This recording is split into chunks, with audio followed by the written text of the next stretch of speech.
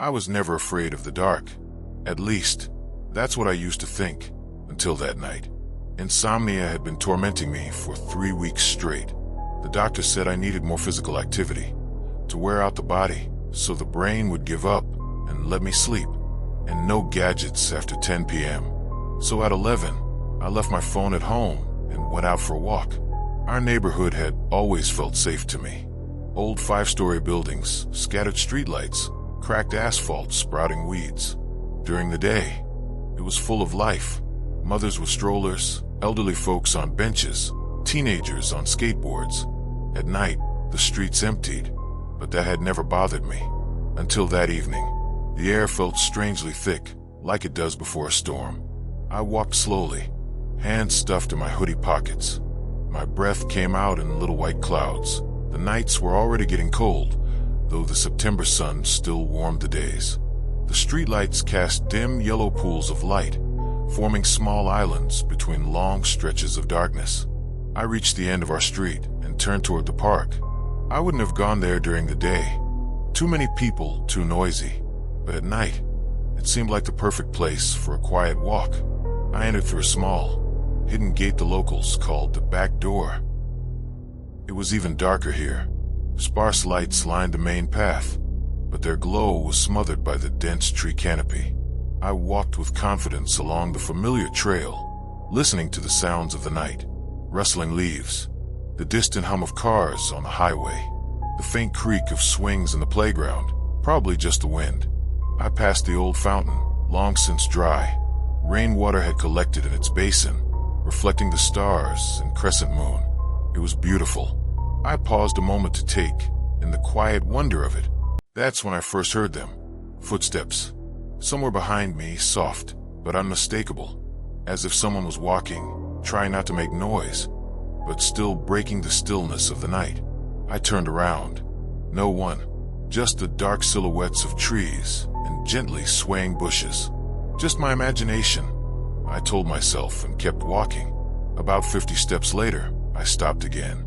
The footsteps had stopped too. I waited a few seconds and spun around quickly. Still nothing. I scoffed, trying to convince myself it was just an echo of my own steps, bouncing off the trees and paths. Strange, I'd never noticed that effect before, and I often walked here at night. The path brought me to a small pond in the center of the park. During the day, ducks swam here while kids and old folks tossed breadcrumbs. Now the water looked like a black mirror, swallowing light and reflecting only the blurry outlines of trees on the opposite bank. I stopped by the edge and took a deep breath. Cool air filled my lungs, and for a moment, I felt genuinely tired. Maybe this walk would help me sleep after all. And then I saw it.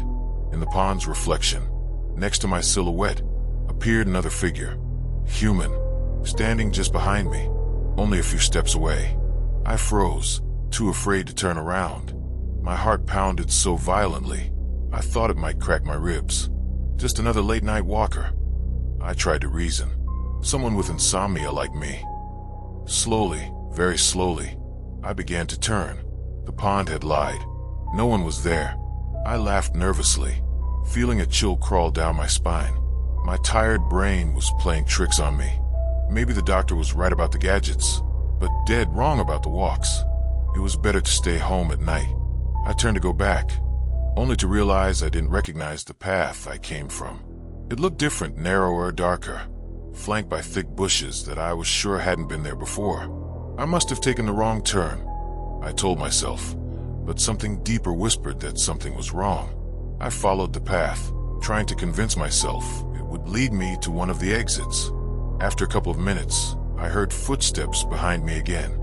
This time, they were trying to be quiet, loud, steady, closing the distance. I picked up my pace. The footsteps did too. I broke into a run. So did whoever, or whatever, was following me. My heart hammered in my throat. I finally forced myself to look back. The path behind me was empty. I stopped, gasping for air. What the hell was happening? Was I really losing my mind from lack of sleep? Then something white flickered between the trees to the left of the path. I squinted into the darkness and made out a silhouette, a human figure, but wrong. Too tall, too thin, stretched unnaturally. It stood still, half hidden behind a tree trunk. But I knew it was watching me. "Hey," I shouted, surprised at how raspy and unnatural my voice sounded. "Who's there?" The figure didn't answer. It only stepped back into the shadows, never breaking eye contact. That was the last straw. I ran, tripping over roots, stumbling blindly. I tore through the park paths, completely disoriented. I thought I was running toward the exit, but the trees only grew denser, the paths narrower, the darkness thicker. When my lungs were on fire, I burst into a small clearing and stopped, doubled over, gasping for air. I straightened up and froze in horror. I was back at the pond. Impossible. I had run in the opposite direction. I knew I had. Moonlight shimmered on the black water, forming a silver ribbon across the surface. Suddenly, ripples disturbed the stillness, as if something had been dropped into the pond. But I hadn't moved. I leaned in, peering at the water. In the moonlight, faces began to emerge, dozens, maybe hundreds of human faces, twisted in agony, mouths open in silent screams. They stared up at me from beneath the surface, arms reaching out, as if begging for help. Then, something massive and dark began rising from the depths, breaking through the haunting scene. I stumbled back and ran again. Anywhere but here. Branches whipped my face, tore at my clothes. I didn't even feel the pain. At last, I saw light ahead, the dim shimmer of streetlights along the main alley. Relief surged through me. Just a little farther, and I'd be at the exit. But as I stepped onto the main path, I realized the streetlights weren't on. The light I saw came from something else, pale glows surrounding figures standing along the alley. There were many dozens, lined up on both sides of the path. They stood motionless, like statues. But I knew I felt they were alive. Or not quite alive. In the dim light, I recognized their faces, the same ones I'd seen in the pond. Men and women of all ages, frozen in silent pleading, eyes filled with hopelessness. I stopped, paralyzed. Go back to the horrors at the pond, or move forward through this corridor of things? The decision was made for me when I heard footsteps again, this time right behind me, close enough to feel breath on my neck.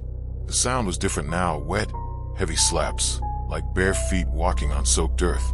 I bolted forward, running between the glowing figures. They didn't stop me, only watched me with expressions that looked sympathetic. The main alley stretched on forever. I ran and ran, but the exit never came. My lungs burned, my legs shook, but I couldn't stop. Not with that thing behind me. Finally, the park's fence appeared ahead, arched gates with ornate ironwork of leaves and flowers. I rushed toward them with everything I had left.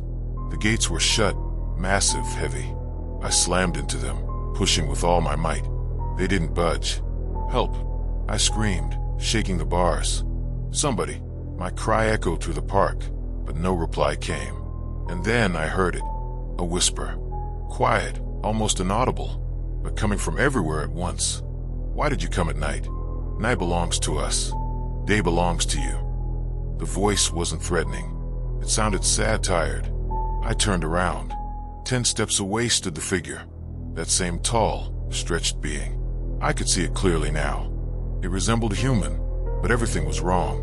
Arms too long, nearly touching the ground, a neck twisted at an impossible angle, holding a head too small for its body. "Who are you?" I whispered. "We are the ones who stayed, the ones night took." "I don't understand. Everyone who enters the park after sunset must choose, stay, or bring someone to take your place." Dread clenched my heart. I understood now. Those figures on the path, those faces in the pond.